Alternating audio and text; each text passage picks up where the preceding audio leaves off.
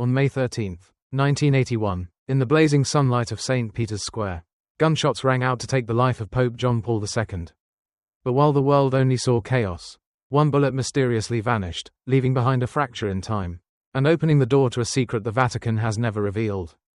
The bullet that vanished. On May 13, 1981, St. Peter's Square was alive with joy. Thousands of pilgrims filled the air with cheers, waving flags and singing hymns. The white Popemobile slowly rolled forward, carrying Pope John Paul II, his hands stretched out, blessing the crowd, his face glowing with peace. But beneath that radiant afternoon, something darker stirred. Hidden among the faithful stood a man with cold eyes and a trembling hand inside his jacket. His name was Mehmet Ali Arja. History would call him the assassin. But in this story, he was more than a killer. He was the vessel of a plan no one dared to imagine. When Arja raised his gun, the crowd kept cheering, unaware of the storm about to break. And then, 4 shots split the air. The world remembers 3 bullets. 3 bullets that struck the Pope and left him bleeding in the arms of terrified believers. But eyewitnesses whispered of a 4th. A shot that rang out yet left no trace. No wound, no shell. That bullet simply vanished. Security rushed to capture Arja. People screamed, praying aloud as chaos swallowed the square. The Popemobile sped away, carrying the wounded pontiff. But as medics fought for his life, the question remained, where did the 4th bullet go? Some said it never existed. That fear and confusion had twisted the memories of those who swore they heard it. Others insisted the Vatican silenced the truth. But what if the truth was stranger than anyone could imagine?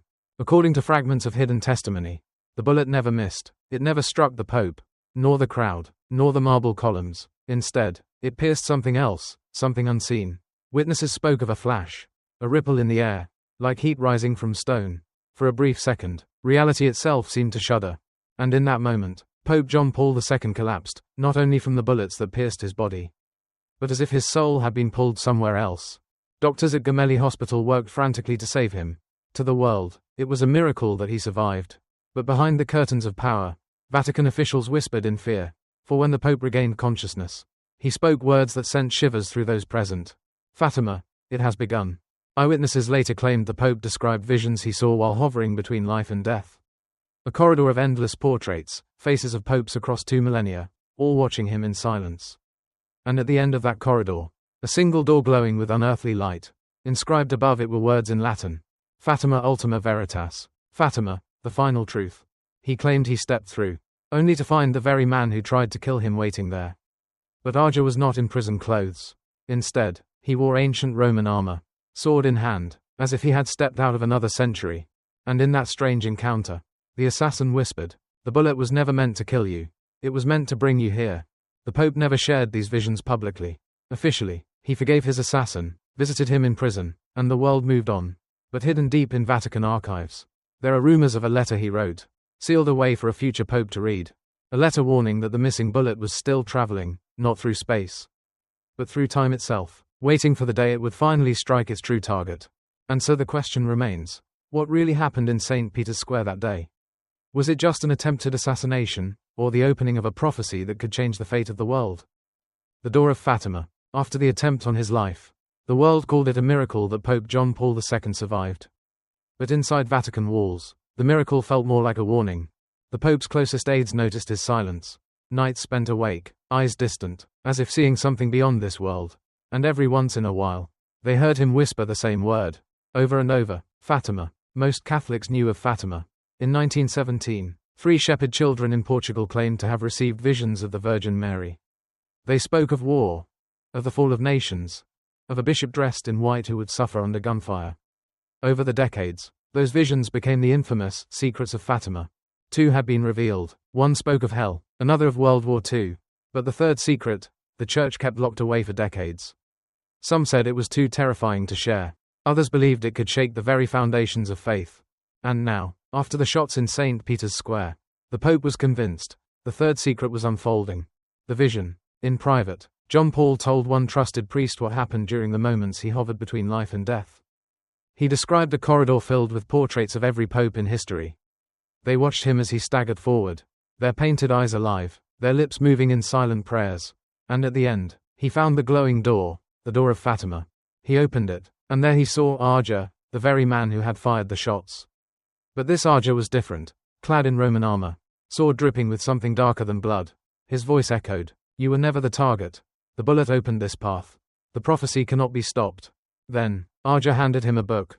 Its pages blank at first, then slowly filled with strange drawings, cities burning, oceans swallowing nations, and crowds of people wearing masks with no eyes. At the final page, he saw himself, kneeling before a dark abyss, a shadow of wings stretching behind him. The Vatican's dilemma. The Pope ordered the book hidden. Only a handful of cardinals were told. But the Vatican's secret intelligence service, the Sodalicium Pianum, launched their own investigation. What they discovered chilled them. Several eyewitnesses in the square had indeed heard a fourth shot. But the bullet was never found. No shell casing, no impact. It was as if the bullet had been erased from reality.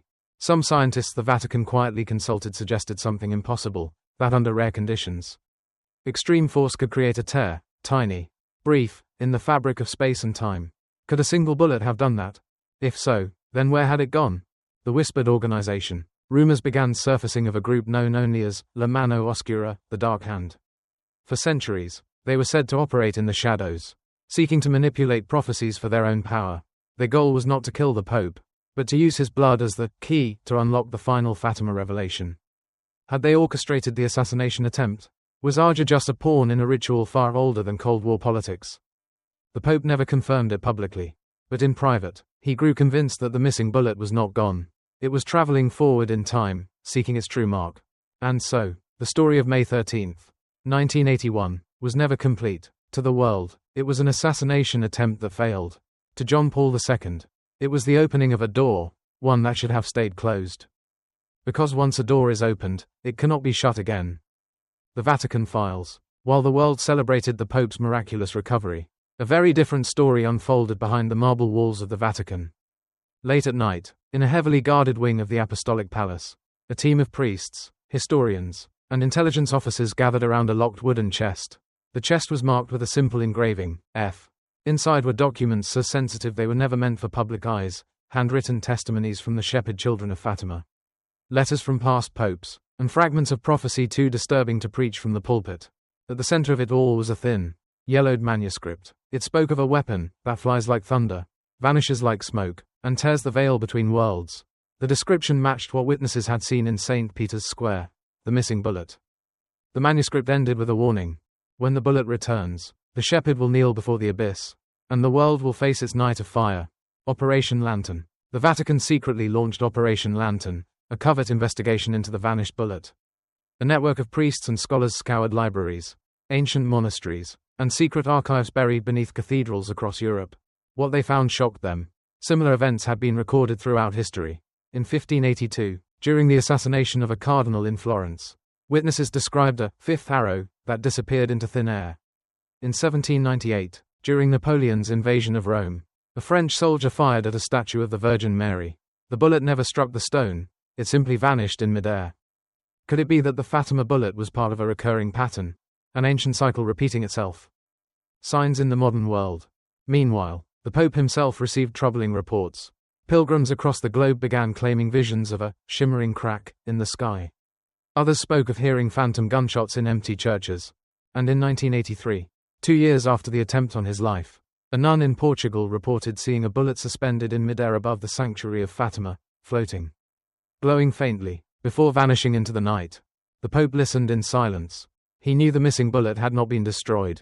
It was moving, somewhere. The Pope's letter. In 1985, Pope John Paul II wrote a sealed letter. Only 2 cardinals were allowed to read it. In it, he confessed, "The fourth bullet was not aimed at my body, but at time itself. It carries with it the prophecy of Fatima, and it will return in the hour of the world's greatest trial. Do not fear its arrival, fear only the silence that follows it." The letter was hidden in the secret apostolic archive, locked with 3 separate keys. To this day, it has never been released. The Dark Hand returns. But Operation Lantern uncovered something even more disturbing. Hidden within Renaissance manuscripts, they found references to a clandestine order, the same one whispered about in Rome for centuries, La Mano Oscura. The Dark Hand. Their symbol was a hand clutching a bullet wrapped in thorns. According to legend, they sought to control destiny itself by manipulating moments of prophecy. And according to scattered evidence, they had infiltrated governments, intelligence agencies, and even parts of the church. Could the attempt on John Paul II's life have been the design all along? The unfinished story. By the late 1980s, Operation Lantern was quietly shut down. Officially, Nothing was found, but those who worked on it never spoke again. Some resigned, some disappeared, and yet, one chilling note remains in Vatican files, scribbled by an anonymous hand. The bullet is not lost. It is waiting, and when it returns, the shepherd will not be alone in the line of fire. The bullet awakens. The Cold War ended. The Berlin Wall fell. Pope John Paul II lived to see a new millennium.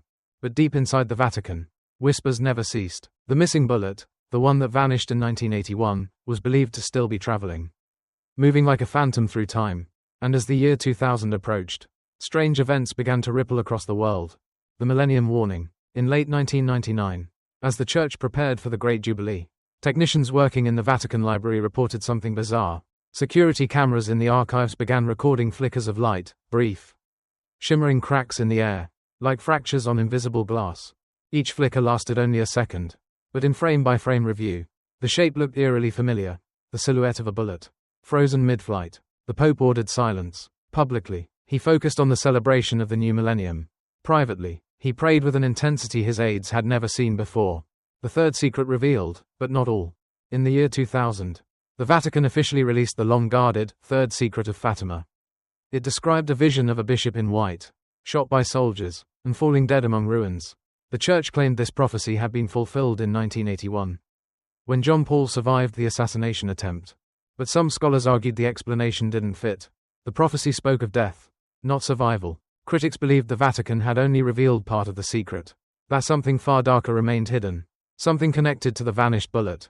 A strange phenomenon. By 2003, reports surfaced from across the globe.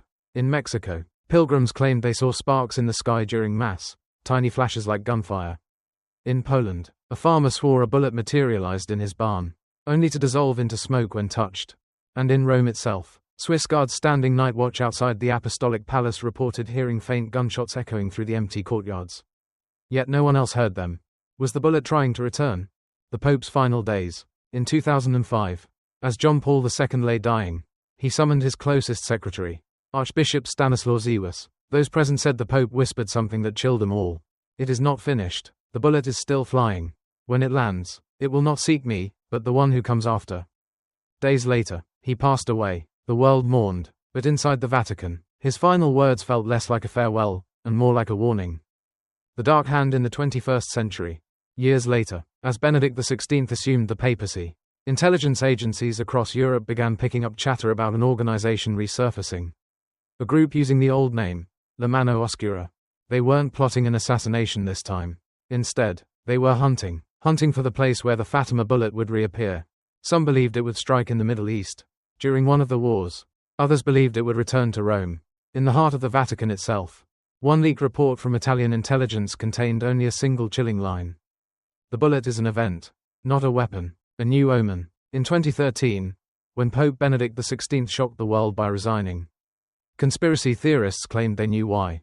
A mysterious letter had reached him, sealed with a symbol of a black hand clutching a bullet. The letter allegedly said, "The bullet has not forgotten.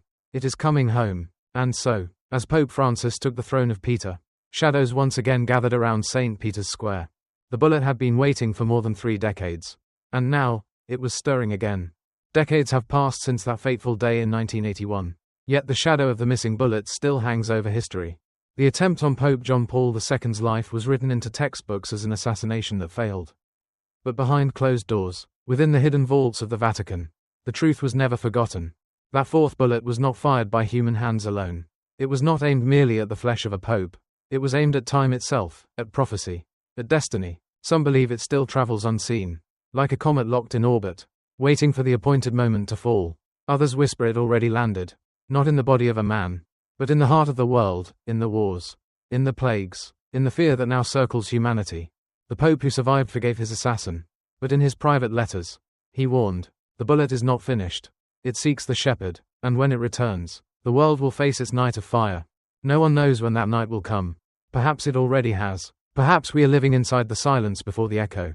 And so, the story ends not with the sound of a gunshot, but with the question that haunts every believer, every skeptic, and every soul who still remembers that day. What if the bullet has never stopped flying, and what if its true target is yet to be revealed? Do you want me to also craft a cinematic YouTube outro line, like a narrator's final hook that teases the audience to think and comment? E.g., what if the bullet was never meant for one man? Before all of us,